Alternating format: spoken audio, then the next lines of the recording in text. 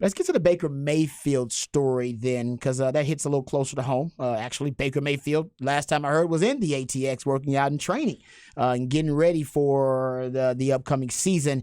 And now with 26 women now joined in lawsuits against Deshaun Watson for sexual misconduct. It's hard. Nobody has any idea what the NFL is going to do as in terms of a punishment levied against Deshaun Watson. We don't know how that's going to go, and they seem to be taking their time, which I think it's a good idea.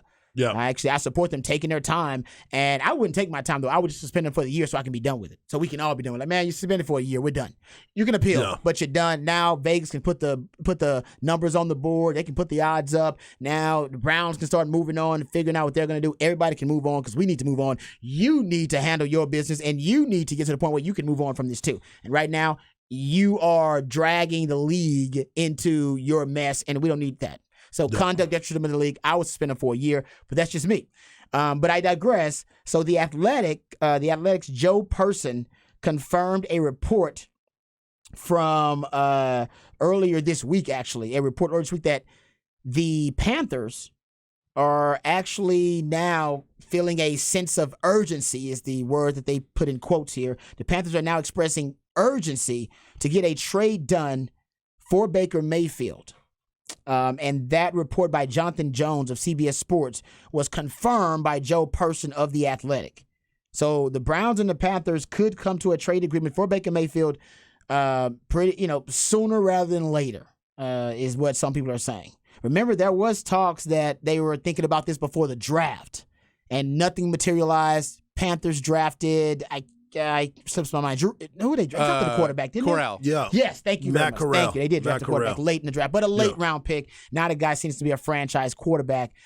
And we all know that Baker Mayfield, he's got some demons that he's battling, but Baker Mayfield, in my opinion, still's got some good football ahead of him, and I still think he's considered a starting quarterback in the league, not a backup yet. He can do that with the Panthers because Sam Darnold is not, in my opinion, a starting quarterback in the league. But they have the same contract, Rod. Their contracts are the exact same. So if you're gonna take that and then try to, because you're gonna end up, even if you cut Sam Darnold, you're gonna have to pay for that.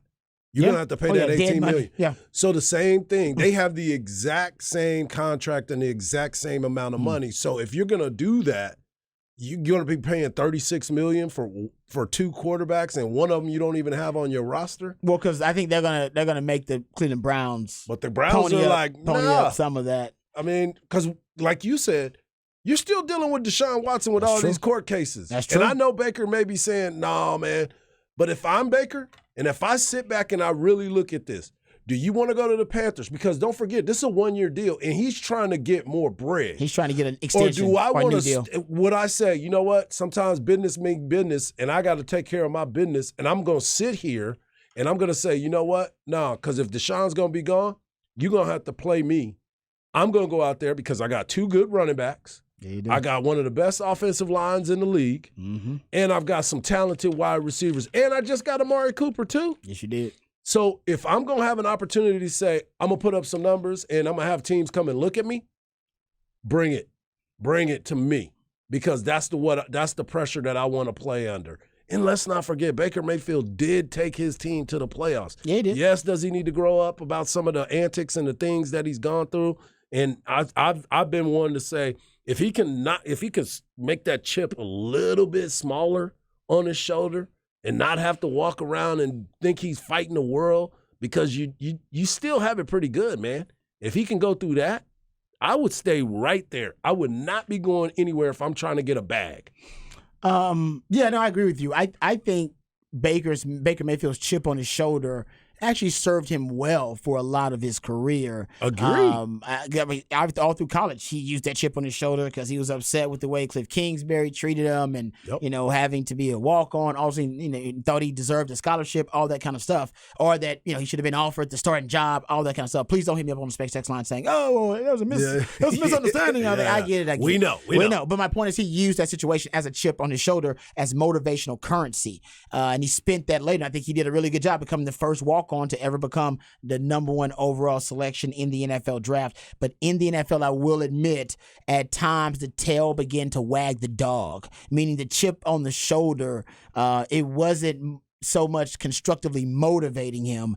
It seemed to become more of a destructive force more than a constructive force. Yeah. And that's on him being able to corral it and being able to find different ways to manage the chip on the shoulder. Because I think Michael Jordan in his Hall of Fame speech, guys, was talking about the damn high school coach that cut him. All right, so athletes keep these chips on their shoulder, and I think they use them as motivational currency, but it's up to you to figure out and manage how to use it and not to let it overwhelm you or overtake you. Right. And I think for Baker, maybe he had too many grudges and he allowed the burden of the chip on his shoulder to become a burden, I should say that, more so than being something that benefited him. Well, and so I think this is where we sit with the Panthers as well, is because the Panthers have all the time in the world for them, because they're looking over at San Francisco and saying if no one's making an offer on Jimmy G, the way they structured his contract, that's a good point. They paid a bunch of money up front. Yep. He has a dead cap hit of like $1 million this year. So the 49ers can cut Jimmy G and really have no ill report of it if they're not able to get a pick for him. So the Panthers are saying, we'd rather have a Jimmy G for a reasonable price and get him to come over than pay a bunch for Baker and have to deal with him saying he didn't even want to come here. Right. So, that's just smart business. And so I think if you're the Panthers, what I would do is I would try and hit up 49ers and say, hey, why don't we work with Jimmy G, restructure a contract to give him 2 or 3 years because Crowell ain't going to be ready. And if he is, then he'll play that last year of Jimmy G. But pay him 2 to 3 years, get him in there because he's a better quarterback than Sam Darnold is. He can be your guy that's kind of steady for you, where you need some steadiness in that team. Get Jimmy G there and then put Baker Mayfield on the Detroit Lions. That is where I want to see Baker Mayfield. You know what? You keep saying that Detroit Lions. That's your belief. I want to see it, man. I want to see it. The personalities fit. Dan Campbell's personality and Baker Mayfield's personality fit. They seem like they're compatible. A young team that wants to prove it. They won 1 game last year. You see Baker come in there and they win 8. And all of a sudden he can go, look how much better I am than Jared Goff. Do you tell me I'm not a starter in the league? This guy's a starter and I'm not? That's a chip on the shoulder team. That's Dan what I'm Campbell's saying. got something to prove. The Detroit Lions got tons to prove. And then our piece de resistance, Hard Knocks. They're on Hard Knocks this right. year. No, come on, NFL. Reason. Make it happen, NFL. I like your thought. You were right on the money when you predicted Matt Ryan would go to the Colts. So I'm with you. I think that'd be a great basically it'd be really compatible. I think it'd be a good option for Baker Mayfield and a great place for him to land. But your Jimmy G point, I think it's something that I think is hurting Baker's value on the trade market right now, too. And I don't think we've talked about that enough, just on the macro of other quarterbacks that are possibly available. And I mean, the fact that he has a $1 million dead cap, so San Francisco can legitimately cut him and not worry about it one bit. And everyone knows that, which is why no one's really offering much for him. And then they'll just try and bid him out. I think Seattle and Panthers would be the 2 guys trying to bid for him. But that I think is a big factor of why do we want to pay Baker $20 million when I bet we can get this guy for 10. Well, you're also looking at the fact, like I said, you're looking at Sam Darnold and Baker Mayfield's contract. They're the exact same.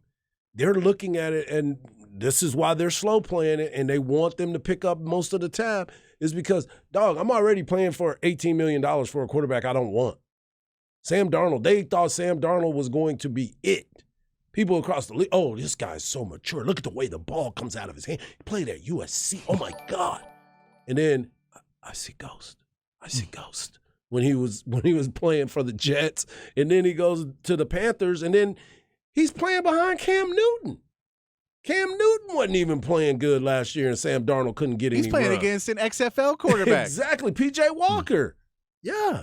So they got to figure out ways to manipulate that. They better call Les Snead over there with the Rams to try to figure out how to make things work, because he seems to make everything work when it comes to the money. I like this text from Stoner. He said Dan Campbell can also create a space with Baker where he can tell him when he needs to shut the blank up. Yep. Actually, he can. Dan Campbell has that. Some guys have that kind of rapport And he does seem to be a coach that has a rapport with, I'm not going to disrespect you as a man, but I can tell you to shut the blank up.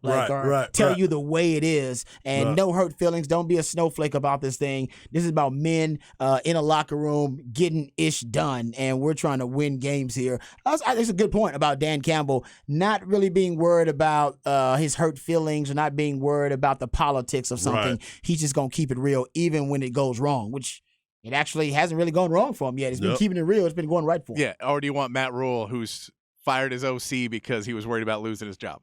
Exactly. Who's benched, and I like him. He's benched Sam Darnold. He's benched P.J. Walker. He's benched Cam Newton. Yeah. You want that guy to be your coach? Who the first time there's something, he'll go, nope, we're going to move him back to Sam Darnold. And you're now the whole thing of you not want to be a bench player. You're a bench player now. Yeah, I love me some Matt Rule, but I'll be the first to admit he has not been impressive in the NFL so far. And, no excuses for him. He is definitely lining up people to take the blame for all of his mishandling of that team. They should have drafted a quarterback when he first got there, and they've been, for some reason, delaying drafting a quarterback, and I don't understand why. And now they're at the point now where no quarterbacks have been really available, and now he's in purgatory. I like Matt Corral, though. I do, but do you think he's a franchise quarterback? I mean, he may be a stopgap until they get to that point. Matt Rule may not last that long. Well, he gone. That's what I'm saying. Yeah, he gone. He gone. Well, the problem is, man else may not last that long? Christian McCaffrey. Yeah, exactly. And now you lose Christian McCaffrey. All right, now DJ Moore wants his money, and now he's gone. What do you have left? And then Matt Corral's up there, and you got nobody to go with him. You might need to think about trading Christian McCaffrey. Honestly, they tried to this offseason, and they realized his value. Yeah, nobody wants a running back at that price tag. But he's different because he's missed 8 games in the last 3 seasons. Yeah, that's true. And I know he's got the industry, but he's also a guy that can provide you value because he can be one of your leading receivers as also running back. But I'm with you. Nobody wants to pay a running back that kind of money, period. Especially a guy that's missing games because they've been hurt on and off for the last few years. So,